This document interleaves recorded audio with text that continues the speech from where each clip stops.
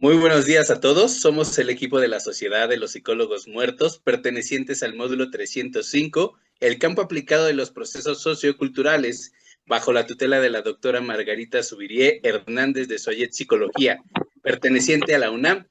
A continuación presentaremos el análisis del caso de las Poquianchis.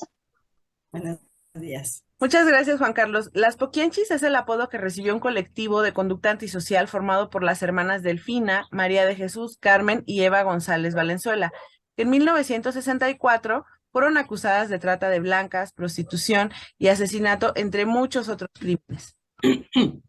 Así es, Angie. Y su vida y su historia de vida inicia en el Salto, Jalisco, de donde son originarias. Su madre era una fanática religiosa y su padre era un policía, pero era alcohólico, constantemente agredía a su familia. Las entonces hermanas, que eran muy jóvenes, eran obligadas a presenciar las torturas e incluso algunas ejecuciones de los detenidos. Esto propiciaba claramente un ambiente nocivo, lleno de violencia. Incluso Carmen, una de las hermanas, fue mantenida en prisión alrededor de un año por encargo de su padre, de manera muy arbitraria, porque era un castigo por haber intentado fugarse con su novio de aquel entonces. Ya en 1938, Carmen abre su primera cantina en El Salto, Jalisco, pero era muy mal vista porque se ejercía la prostitución.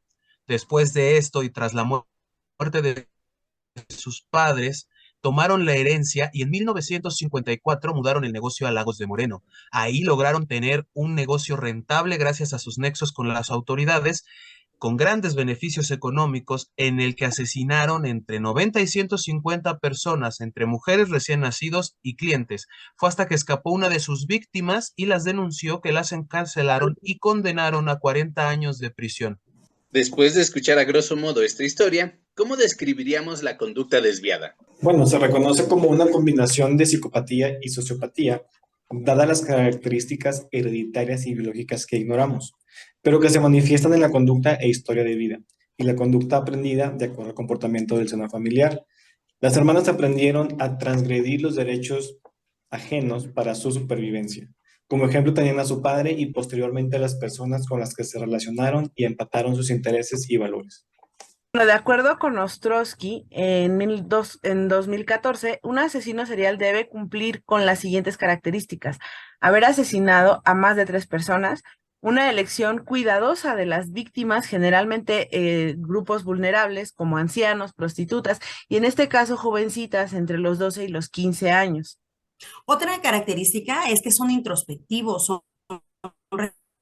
reservados, distantes, solitarios en la toma de decisiones. No suelen ser el centro de atención en su entorno social. Tienden a ser descartados como sospechosos justamente por la historia de persona pasiva que no reacciona frente a la violencia por sus buenas costumbres. Otra característica es haber tenido una infancia marcada por la violencia y el abuso sexual. El asesino serial delinque cuando ha sufrido una pérdida en su autoestima, se han burlado de él o ha sido rechazado sexualmente.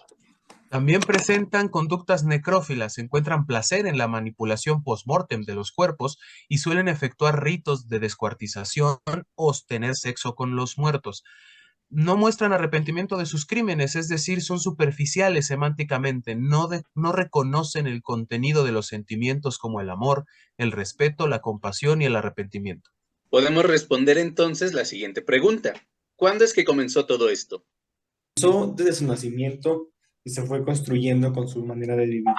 La conducta se manifestó a partir de la apertura de su primer burdel en 1938, manejando el prostíbulo y posteriormente con la protección de las autoridades en 1954. ¿Y a quién afectó esta conducta? Pues principalmente a ellas mismas, a la familia, al entorno social, ya que entre 90 y 150 familias fueron afectadas. El daño que se hizo a la comunidad puede ser inestimable, debido a que cada mujer asesinada pues contaba con una red social que se horrorizó frente a todos estos actos. ¿Y cómo es que las detuvieron? Sale a la luz pública a partir de que una de las víctimas, Catalina Ortega, logra escapar del cautiverio en el que estaba y en compañía de su familia acude a las autoridades, presenta la denuncia. Entonces la policía empieza una búsqueda que lleva a la aprehensión de las hermanas, las localizan en su rancho, en donde encuentran a numerosas mujeres con muy malas condiciones de vida. Posteriormente son procesadas. ¿Y cuáles fueron los motivos o razones de dicha conducta? Principal motivo era económico. Ellas valoraban mucho más el dinero de lo que valoraban la vida humana. Además, no les importaba o no creían ser susceptibles de cualquier consecuencia legal, pues estaban protegidas por las autoridades. Muchas de estas son características representativas de la psicopatía. Ahora, ¿qué tipo de conducta desviada podemos decir que presenta este caso en particular? De acuerdo con Giddens, en 2005, la conducta desviada se aprende al convivir con individuos que la practican, ya sea en el seno familiar o social. Trastorno de la personalidad antisocial es un diagnóstico que incluye etiquetas culturales como psicopatía y sociopatía. La sociopatía implica desorden, impulsividad, conducta errática y en general no pueden llevar una conducta ordenada. Mientras que la psicopatía, debido a su carácter de origen biológico, permite desarrollar las características de planificación y ejecución ordenada y premeditada con carácter de pragmático. ¿Y cómo se les podría apoyar a este grupo de mujeres desde la psicología jurídica? Pues de acuerdo a los reportes existentes, las declaraciones de las hermanas no son públicas. Tampoco hay evidencias de estudios médicos, ya que estos se aplican más recientemente y en ese entonces hubieran sido de utilidad para determinar cuál sería la vía de rehabilitación y de reinserción social adecuada al encontrar el origen real, ya que la conducta se normalizó con las cuatro hermanas y además con su grupo social, con la gente con la que se relacionaron. Así es, Angie, como bien mencionas, pues pudieron haber llevado un proceso apegado a derecho. De acuerdo a la literatura que hemos revisado, pues no contaron con un abogado defensor. Las hermanas deciden solicitar un abogado privado que jamás se presentó en su defensa. No recibieron entonces ningún tipo de ayuda, mucho menos les fue practicada alguna evaluación. De hecho, cuando ingresaron a prisión, a todas las víctimas se les realizó un examen médico. Esto no aplicó para las hermanas González Valenzuela. De hecho, su juicio estuvo lleno de irregularidades. Se piensa que sus declaraciones fueron manipuladas, que el juicio no se realizó conforme a derecho. Es más, es uno de los procesos más cortos del país, solo duró unos meses. Esto es probable que fuera auspiciado por la gente involucrada, autoridades o muchos miembros poderosos de la comunidad que eran sus clientes. Además, en momentos en los que la Iglesia Católica ejercía un control sobre la sociedad y que este caso fue cubierto por un medio local llamado Alarma, que tampoco dejaba de lado el discurso religioso. En varias ocasiones se hace mención de que se buscara que las víctimas enmendaran su conducta por medio de la religión. Las poquianchis nunca recibieron este tipo de ofrecimiento, a pesar de que otras detenidas eran visitadas por monjas y les ofrecían cumplir su condena en un convento, cosa que jamás ocurrió. A las poquianchis, ningún miembro de la iglesia las visitó, a pesar de ser practicantes de la fe católica. Pues de esta forma es evidente que las poquianchis no tuvieron oportunidad ni siquiera de explicar o encontrar un significado de sus actos. Esto hubiese dado un panorama pues más apegado a la realidad.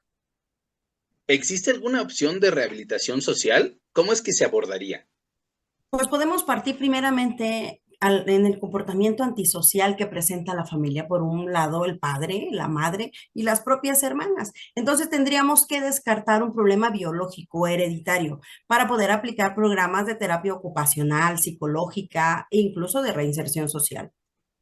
Es muy importante que esa terapia psicológica estuviera enfocada en el desarrollo de la empatía y la fundamentación de sus relaciones sociales. Además, ellas tendrían que tener la oportunidad de hacer con esto una base para construir su proyecto de vida. De acuerdo a las evidencias presentadas, determinamos que el grupo colectivo de las Poquianchis tuvieron una conducta desviada aprendida en el seno familiar, en conjunto con los factores predisponentes y concordantes con la psicopatía.